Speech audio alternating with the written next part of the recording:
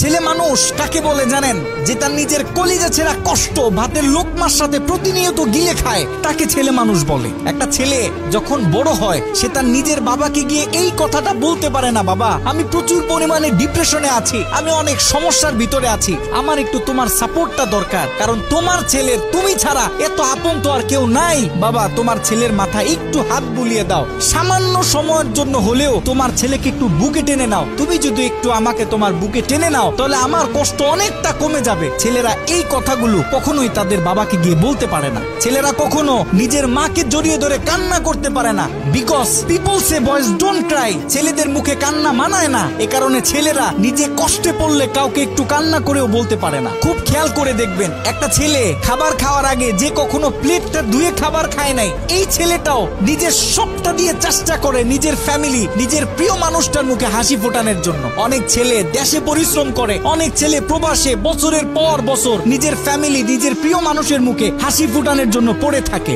দিন শেষে ছেলেদের মুখে হাসি ফোটানোর মতো কাউকে পাওয়া যায় না। আমি মনে করি boys are the best actor in the world. এই পৃথিবীতে ছেলেরা হচ্ছে সব থেকে বড় অভিনেতা, কারণ ছেলেরা নিজেদের বুকে হাজারো লক্ষ কষ্ট পুঁতে রেখেও মুখে হাসি নিয়ে চলে, কারণ সে জানে আজকে আমি যদি ভেঙে পড়ি তাহলে আমার পুরো ফ্যামিলিটা অস্তিত্বহীন হয়ে যাবে।